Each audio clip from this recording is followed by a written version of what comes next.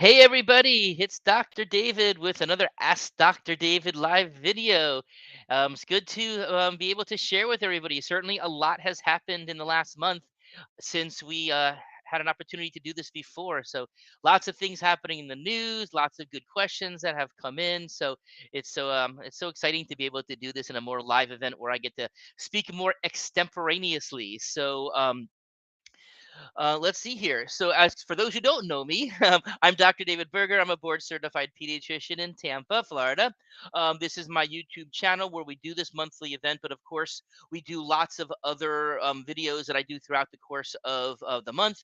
Also, for people who are submitting questions, as we've talked about before, our Patreon subscribers do get first dibs, if you will, with the questions, and then we open up to the general public. We did get a lot of questions in the pre-submission phase, and I'm not so sure we're going to even be able to get through everything today, but I will try my hardest to do so. So Whitley, who is our manager in our cannabis clinic. She's actually manning the questions coming in, so she'll be adding things into there as we go along. Okay, so but again, if you haven't already, please subscribe to our YouTube channel, hit that notification bar, join us on all of our social medias, Patreon, all that kind of good stuff. All right.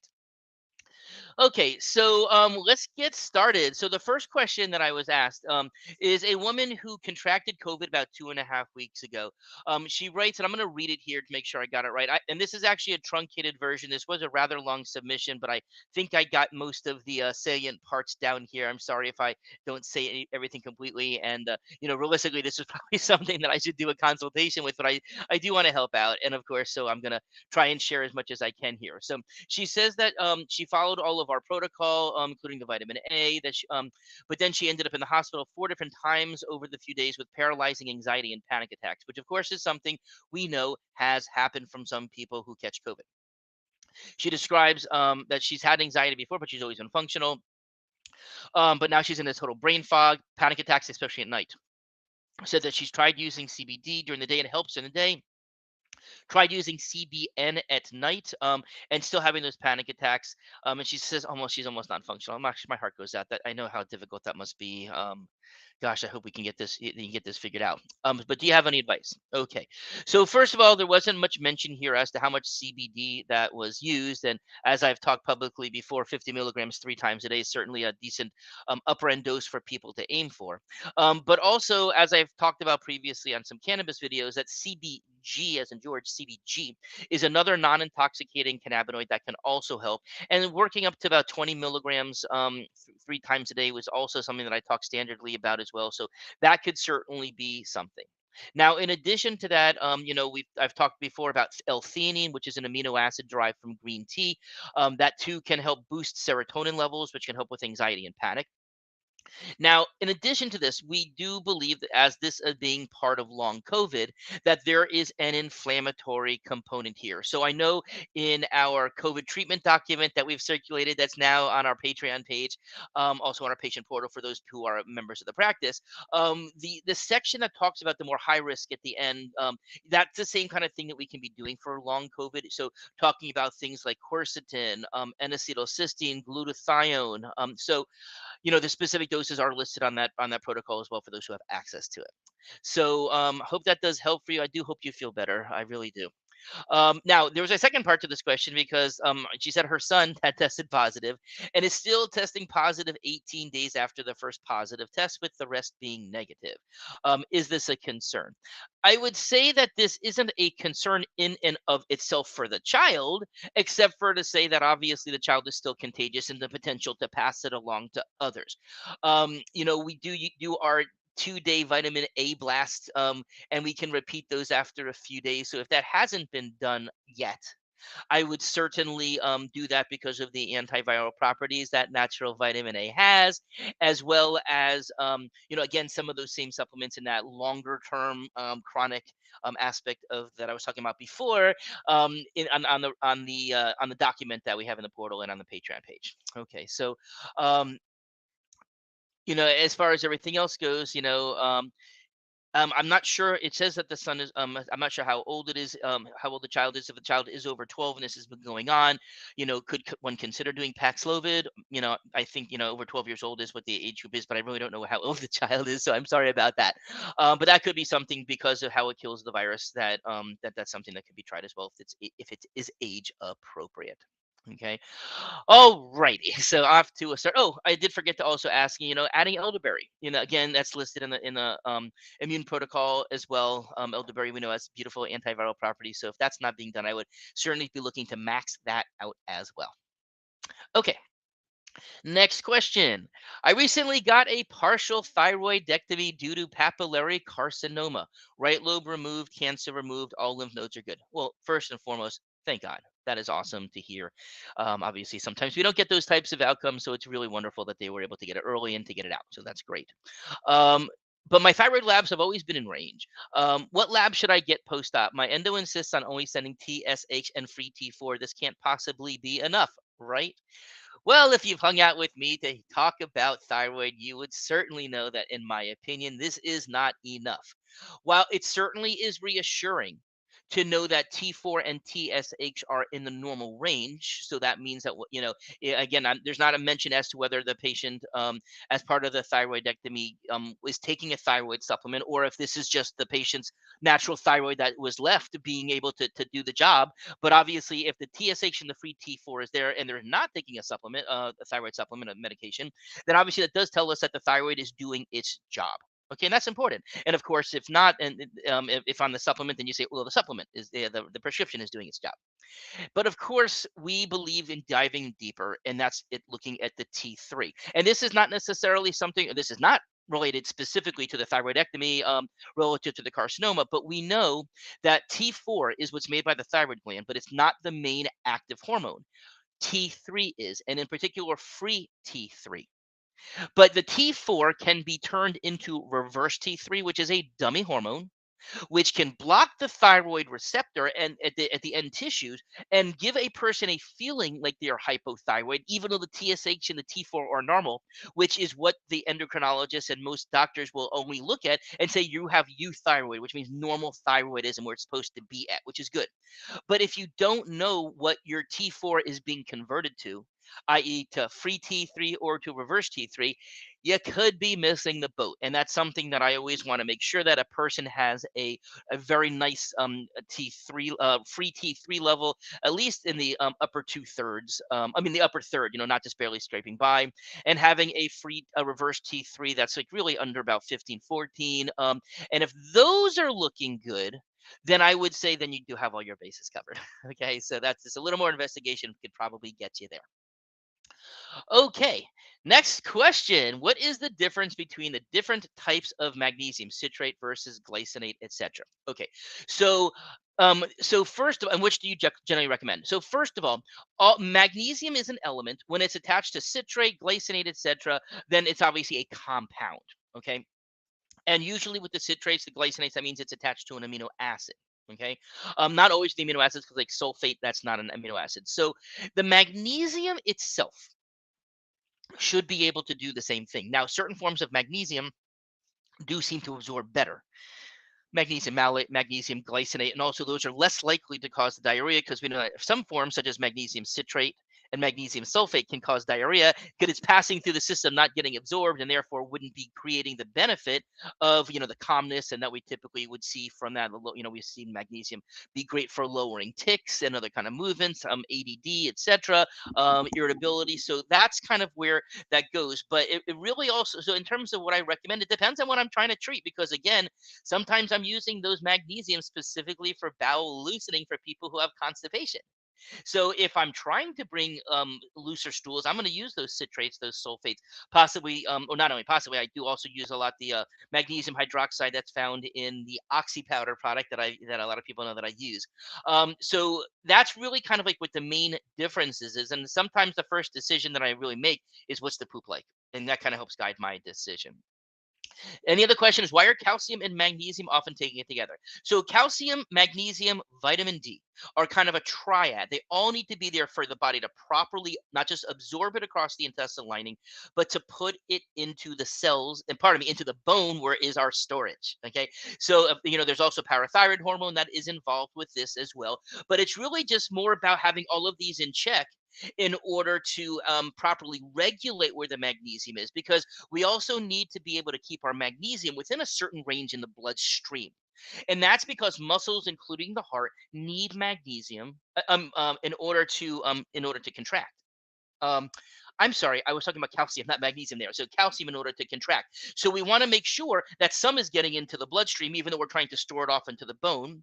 But at the same time, we also want to make sure that there's not too much that's getting to the heart, because that can also cause calcification and hardening of the arteries. That's why the other thing that we didn't talk about yet is the vitamin K2.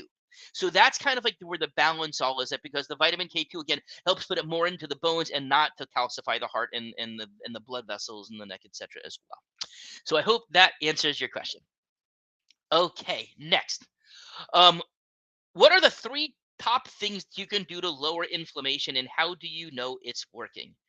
Well, I'm going to take the liberty of going a little bit more than three here. It depends on what kind of inflammation that we're talking about. People who have an inflammation of an autoimmune encephalopathy, for instance, may be lowering their irritability or brain fog or those types of things. If a person's having long COVID, it's a resolution of that. So I guess it may be the easiest way of answering that question is whatever the symptoms are of your inflammation, if they're getting better, then you know it's working. Okay. So, I'm a very big fan of curcumin, and particularly the product called Enhansa, which is an activated form that we get from Lee Silsby Pharmacy. I've had wonderful benefits from it, myself, family members. It's a really great product. High dose omega-3 fatty acids that can certainly be very helpful. Aiming for, depending on a person's age, anywhere from 2 to 4 um, grams of combined EPA, DHA, omega-3. Medical cannabis, we know that the whole role of the endocannabinoid system is to maintain balance in the body and to moderate things when inflammation gets too out of control. And that's what our natural endocannabinoid system does. But we also know that the plant based cannabinoids are a stronger version of that and can hit those receptors if we're not making enough of the endocannabinoid ourselves, and that can lower inflammation. Okay, of course, hanging out with me again, I'm sure I probably say this every video. How's the person's vitamin D level? How's the person's zinc level? Are they in the middle part of range, not just barely scraping by? And also, are the methylation markers, the MTHFR, MTRR for the for the folate in the B12, have they been tested for?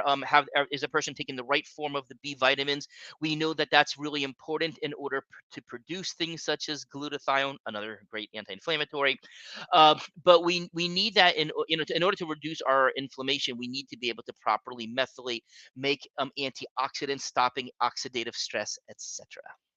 Okay. Oh, and then finally, and this is something that we're learning so much more about, optimizing the microbiome of the gut.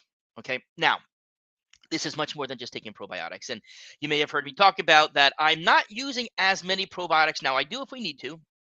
And I'm really starting to use much wider strains. I've been using 8 to 10 strain per capsule.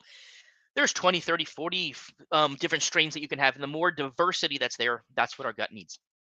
So that's kind of like an interesting thing. But also, is the person getting proper fiber, especially inulin, which you have to be a little careful with because sometimes it can cause bloating. You have to introduce that slowly.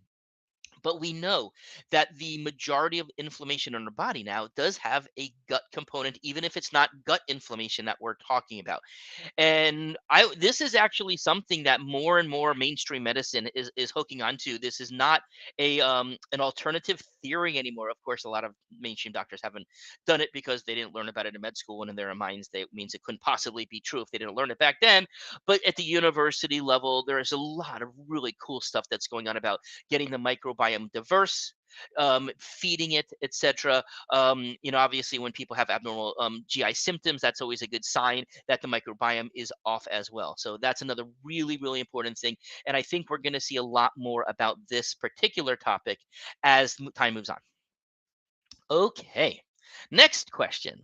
I would like to know if the Novavax vaccine will protect us from the new Omicron variants. How does it compare to the other vaccines? Will it be as effective in preventing hospital and severe cases? Okay. So, for those who don't know, Novavax is the recently submitted for authorization vaccine that would be a fourth one that would be available. Now, this is different than the messenger RNA vaccines, and it's different than the Johnson and Johnson, which was attached to a virus that brought it along, adenovirus, I believe. What this is a more traditional vaccine where there is microparticles of the spike protein in a nanoparticleized way. Manufacturer says that makes it safer and doesn't leave the bloodstream. I haven't seen any proof of that, but obviously, that more to be seen about that in terms of is the spike protein staying where it's supposed to stay. But the research that was submitted by the company to the FDA a few weeks ago, for what's in what's called the briefing document. This is what they have to submit the data before the FDA would consider an emergency use authorization. Okay, so this was done in adults. The approval would be for they're asking for 18 and above.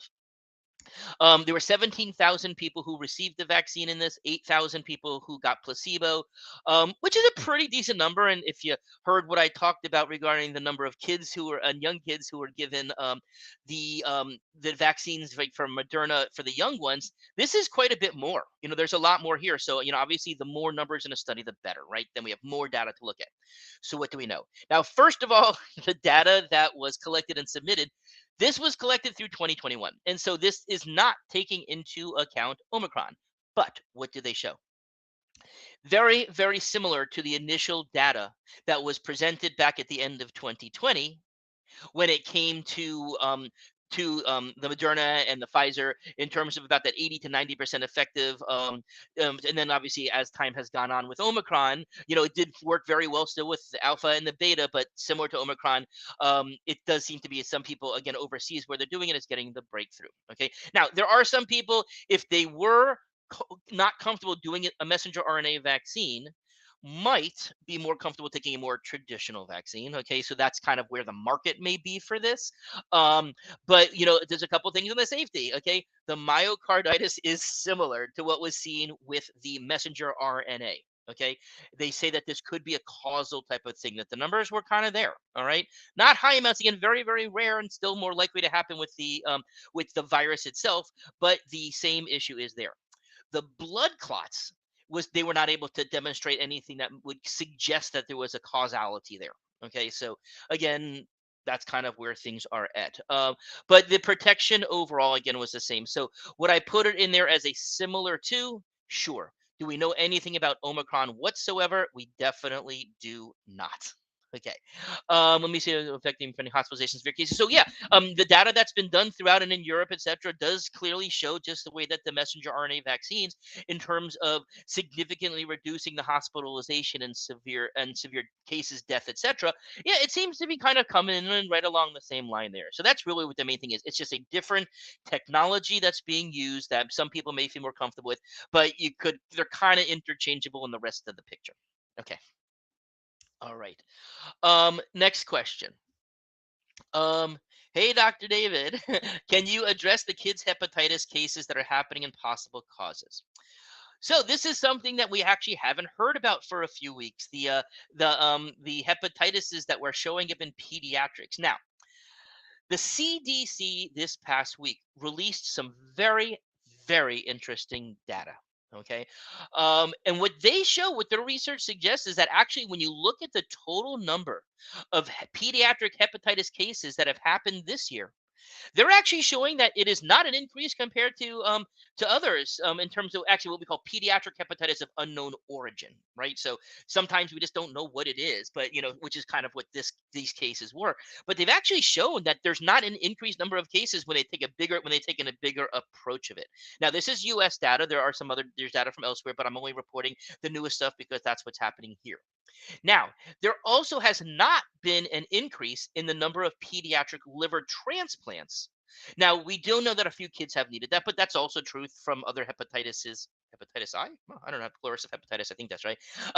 Would be giving. So there hasn't been that. And also, if you remember, there was this talk about adenovirus 41, a virus that usually just causes like a stomach. I mean, a respiratory bug, a regular virus that was being implicated as a stomach, actually more of a stomach bug that was being implicated as the cause of this. But here's the thing: there has not been an increase in the number of overall cases of this virus just in circulation relative to in the past. So it doesn't seem to, that's not changing over time. And again, one would expect maybe that you'd see more of that virus that's correlating with higher cases again. So that doesn't seem to be as well thought of as we have been thinking a month or two ago. Okay. Now, also, some people had suggested that there may even be a relationship to COVID-19 as the trigger. Okay. And most of the data didn't play out from that, but this is the way I'm thinking for this. There is so much COVID still around. If you look at the official numbers, it's 100,000 new cases a day. It's probably closer to a quarter million to a half a million cases per day.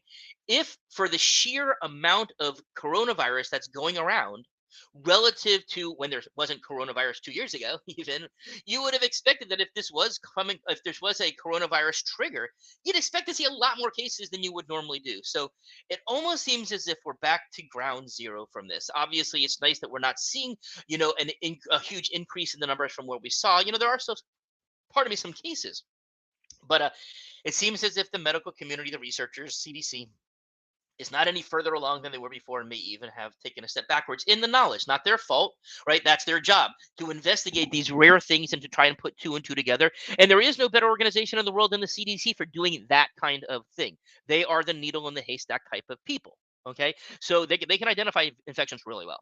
So I do have trust in the CDC for this type of thing. Okay, all right. Next question. When is the bivalent Moderna vaccine, the one that is more specific for Omicron, supposed to be out? Okay. If someone gets this is further to the question. If somebody gets their fourth COVID vaccine now, will it be okay for them to have the bivalent booster in the fall, so a fifth shot, or would it be better to forgo the fourth shot now and wait for the new booster? Okay, a little bit there to unpack. So first of all, the vaccine is believed to be available in the late summer or maybe early fall. So it's a few months away. Okay. Now, I believe that the person who submitted this question, who I know actually did also have Omicron in the fall, and as you know, I would, I mean, in this past spring, and I would certainly consider that a booster in and of itself, and antibody levels would certainly be higher than before this person would have had the Omicron in the first place. So there is a booster right then and there. We know that. Okay. There needs to be at least 4 months, according to the FDA and CDC recommendations. There needs to be at least 4 months between booster shots. Okay, so we are now at the end of June, right? So if a person were to go and get another booster today, assuming it's the same recommendation about waiting at least 4 months between, that would of course mean that a person wouldn't be, if they wanted to, if they chose to get that new vaccine, that they wouldn't be able to get it until end of October. But again, that's way preliminary because they haven't announced anything at all about how this is actually going to be done.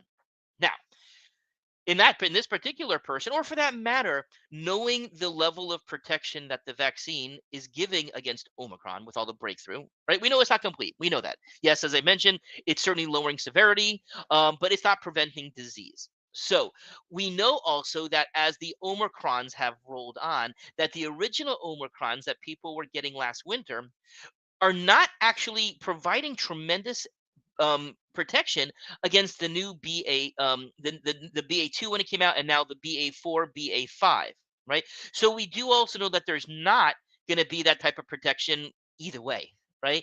So it's really kind of a decision that a person needs to make if they are feeling, hey, we have a big trip coming up and we just want to make sure that we're protected for these few weeks coming up so we can do our travels and do one thing. Hey, I'm going to go ahead and get another vaccine. Hey, if you're eligible for it, that's your thing. You didn't have a problem with the first three. I don't see a big problem with that. But if if it's somebody who maybe has some problems with it and they're like, okay, maybe I'm willing to do one more at some point, but I want to make sure it's going to really give me a benefit, then waiting on it could make some, of course, a lot of people in that situation wouldn't do it in the first place. I realize that. But of course, you know me, my job and my goal is to educate you and to look at all the different possibilities that are out there, give you something different to think about. I'm hoping that I'm doing that every time I make a video for you, is giving you something different to think about, a different angle. If I've done that, I feel like I've done my job. Okay. Now, all right, so I think that's pretty much all we know about it at this point. Now, the next question. Where can I get my adult autistic son the COVID vaccine first shot? He will need to be held still as he will refuse it. Extra hands will be needed. I have a guardianship and am giving consent on his behalf. I am in Pasco County. The public health department is no longer giving vaccine in people's homes. Okay. So the first thing I think that I would do would be to connect with the local pharmacy that you use, see what their comfort level of doing it. Now, I don't really expect for liability purposes and otherwise that they're going to be the ones to would hold your son down, that would hold the person down. Could you bring three or four well-fit people who have the muscle abilities to restrain it so that it is a safe situation for everybody. Obviously, the pharmacist needs to be safe in that situation. Yeah, he would need to be safe. The people are holding it, but that to me might be the best option available in order to get this accomplished. Okay, moving right along. Next question. Any tips or tricks to get the smell, taste, and smell back? It's been 16 months with 0% smell and taste. I'm assuming we're talking about post COVID. I know this is very frustrating. I have a family member who had dealt with this for a long time and it's still not back. And if for her, it's about 18 months due about there. So same thing. Um, I had talked before some about the long COVID approaches and the things that are in that more long term that is in our COVID. Looking at the N-acetylcysteines and the quercetins and the glutathiones and some of those things as well. But there is also something that some people are having um are having benefit, which is called smell training, where there's a specific regimen. You'll find it online.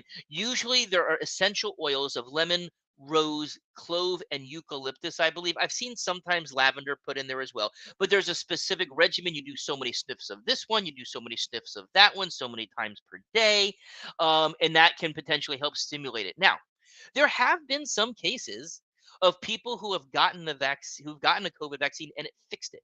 I know people who have had who took a dose of vaccine when they first were available after having COVID earlier before the vaccine, and I know somebody who was having long ongoing bowel issues, and after catching it, and then when he got a vaccine, it stopped the bowel issues. I mean, I don't know why that would be.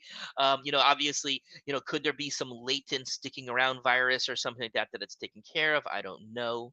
There is some research that's now just starting as to whether a treatments, the pharmaceuticals such as Paxlovid might be able to take care of that. That would be kind of interesting because, as you may know, you may have heard people who take Paxlovid. There's a high percentage of people who get this really nasty aftertaste. So they kind of, and I've thought about it till this moment, but gee, a person who has no smell and taste whatsoever, if it brought on a nasty smell aftertaste, at least you know that your smell is back, right? Or your taste is back. So I would say to kind of be on the lookout for those types of things as well. Okay. Um, there is a person named Nicole who did submit a very specific thing about her inattentive ADD 7-year old. I'm gonna look through this a little bit. This really kind of sounds like more like it would be a consultation that we would need to do because she's telling me about what the neurologist didn't and what her tics is and such like that. So general recommendations that I've made on the show before, all of the things we've ever talked about, looking at foods and microbiome, and again, broken record, methylation stuff, zinc, vitamin D's, etc. What we can do from a cannabinoid perspective. So our holistic um, process with a W, what we've put together, you know, this protocol which I had put together many years ago, and of course continue to modify as I learned more. That was originally for people with autism, and autism was the canary in the coal mine because these were the families that were kind of the most desperate to get things done because they felt that they were losing their child wasn't coming back, the impact it would have on their hands, on their whole families, and would do anything and try anything in order to help their child. Okay. And of course, my heart went out to them when those parents first started asking me those questions. Hey, would you consider doing this? Would you consider doing that? My feeling was, unless it was something that looked dangerous to me, I'm willing to try virtually anything at all. But for this particular person, I really would say having a true biomedical evaluation by us or somebody else who knows what they're doing, right? And takes an approach that you're looking for. I really think that you need to do a bigger dive than what I could really provide information here. So hopefully that at least points you in some direction. Okay. Next question. If vaccinated and boosted times two, if you catch COVID and over 60, what is the advice for seeking out one of the two antivirals available through the prescription, Paxlovid in particular? Yeah, I mean, I mean, again, if a person was at high risk, immunocompromised, some of the other things, Paxlovid itself, despite with the exception of the nasty aftertaste and some GI upset, it is new, but from everything that I'm seeing, it's not really causing other problems besides that. And I definitely have seen people who are starting to rev things up, who started the immune protocol, they decided to go on Paxlovid, and it turned things around fast. So, so this would be the type of thing that there are some contraindications that are with some high risk people that we would want to check that out before, just to make sure that that's not specific to the individual. But if that was there, not if the person was just dealing with a slightly little sniffle and it wasn't going anywhere else, you can say, hey, I got boosted. I got I got 4 doses inside of me. Let's let science do its thing, So, is it an absolute necessity to put it on? But if there is a concern, I do think risk versus benefit taste aside, that Paxlovid is a pretty good place. Of course, being it new, could there be some kind of long term type of thing that we don't know about? It's only for 5 days, although sometimes I've extended it longer because of the bounce back that some people have gotten. But this isn't a long term medication, right? So we're not as concerned about something that would be short term versus long term. Okay, moving right along. Okay, next question. Can you explain Governor DeSantis's change in his stance about the COVID-19 vaccine for under 5 years old? Can you clarify this? Okay, so a few days ago, the governor did decide that the state of Florida would be purchasing the COVID vaccine for children. Okay, I don't believe that the governor has changed its stance in terms of the original statement that there was zero benefit and that there was zero risk to young children who catch COVID. But what will this probably do? This will most likely make it more available to people who think it is in their child's best interest to give their kid the vaccine. So, all about choice, as we've talked about so many times. As I've mentioned, a family who wishes to give it, if it's been approved, that's their call, and I fully support them. And talk about all the supplements that we give before and after the vaccines, like we do for everything else. But that's kind of the way that I would certainly want to approach this. But yes, there was a change of heart, and so again, I do commend the governor for making that type of change, because it will get it into more people's hands. If public health departments can do it, one of the challenges has been, still, even with the way things are, and I forget which pharmacy it is. Pardon me for knowing this. One only will give it to under 3 years old, and one will only give. I mean, over 3 years old, and one will only give it to over 18 months old. So if a family did choose to give it to their under 18-month-old, where would they get it from? And yes, pediatric offices are going to be able to carry this, but even at health departments, there are people who do use health departments and public clinics for their primary care, for their pediatrics, hospital based. I know that hospitals, a lot of them get their vaccines through the federal system and need to do this pre-order, or not pre-ordering now, but the ordering through the federal system, and it has to come through the state. So, yay in terms of more options. Whether you choose to do it, again, I made a whole video about that this week, and you can certainly check it out for my more in detail view of the vaccine, my take on the whole thing for the young kids. Okay, next question. Isn't medical cannabis dangerous for kids and teens whose brains and executive functioning abilities aren't fully developed? Well, I don't know if I would use the word dangerous. Nobody's dying from this, right? In my opinion, the real more question is, what impact in a negative way might THC have on a developing brain, right? And by far and away, we know that there is something. And as I've lamented so many times, because we are not able to research this properly because of the ridiculousness of having us being a Schedule One FDA medication, which have, by definition means a you can't study it unless you get it from this one grow in I think it's University of Mississippi, and it's from what I understand a crappy strain. Um, but you can't research it, you can't do anything unless it becomes descheduled or at least lower scheduled. But we want to see it descheduled because if it becomes to a lower schedule, that means the big pharma gets their hands in it. That's the last thing we want is big pharma to be getting their paws onto this stuff. So we want this to be declassified, not reduced classification. Okay. Now, there is some evidence that it can impact brains. Now, but we have to ask ourselves, who are the young kids, especially who we are giving this to? Okay. Overwhelmingly, people of my young children are people with autism. Okay. People who have um just the most severe of severe things, the ones with the self-injurious behaviors, dangerous to themselves, dangerous to others, flight risks, irritable all day, so intolerable for so many parents who try their best, but just, imagine having a kid screaming all day long, that will blow anybody's mind after a period of time. So we are really using this mostly in the young kids, in people who do have serious, serious issues to begin with. If it's a type of thing where it makes a child with cancer make it through their chemotherapy properly or any of their post-cancer symptoms, again, everything in life we will say what is the risk versus the benefit. So obviously, in a developing child's brain, and brains are even developing till age 22, there is the benefit certainly needs to be a higher bar than somebody who's older with a developed brain.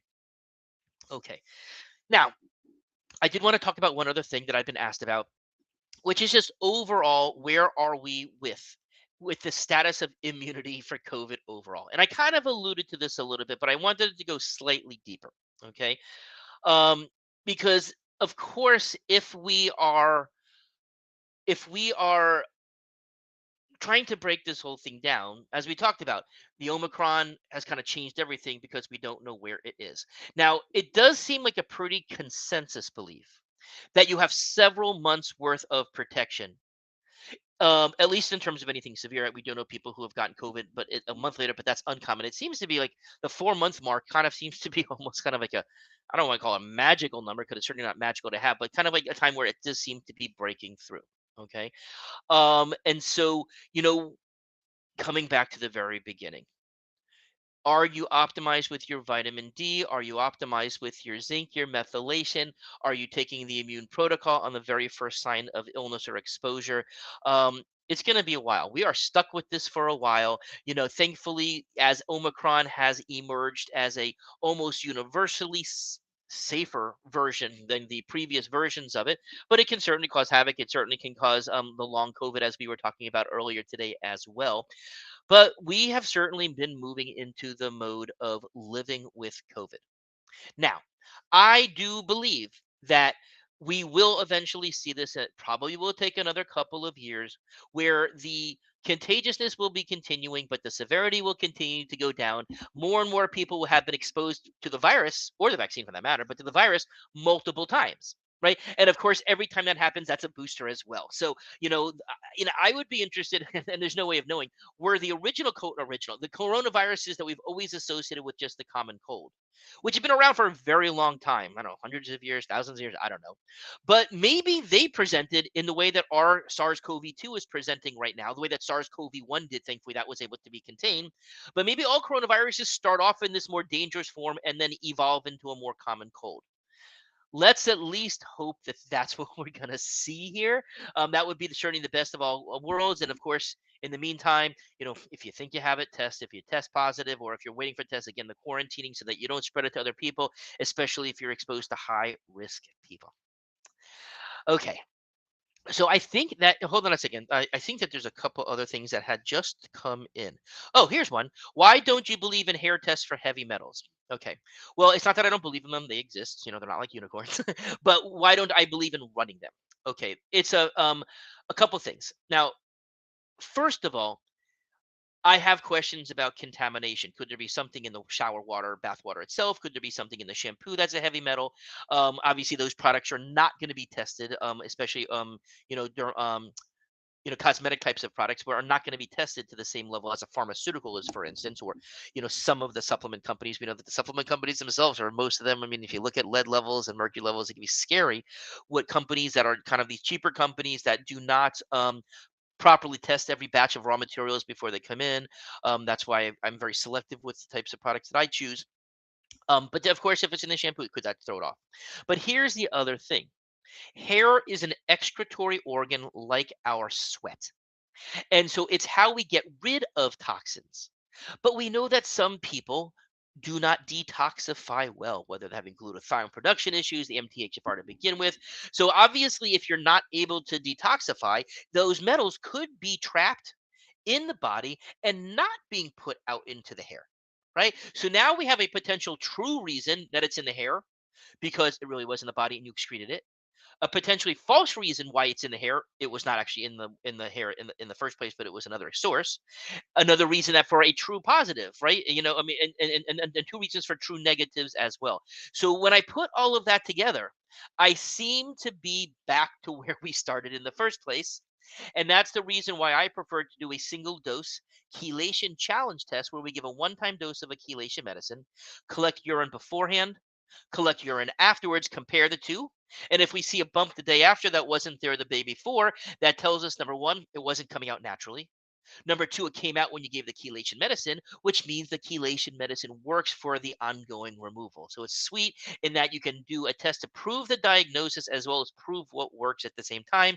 And in that case, then we go on to cycles in order to treat it until we get the numbers down with all kinds of safety things and testing, etc., like that. But that's kind of the way it does. Um, my son's therapist comes contracted COVID 5 days ago. She is no longer has fever, but still testing positive for COVID. I would certainly say that if a person is testing positive for COVID, I would be at least 10 days. Obviously, if testing positive, that does mean that the viral load is high enough to trigger that. Right, we know that PCRs can catch lower viral loads, but you need to have a higher viral load for a rapid an antigen test. So if that's the case there, I would certainly say 5 days out and testing positive, that would probably not be there. But the CDC also has some pretty decent guidance on how to approach that as well. Okay. My kid goes up into this will be the last one for today. Maybe I'll be able to crank this out without having to think too much. My kid goes up and down with his development.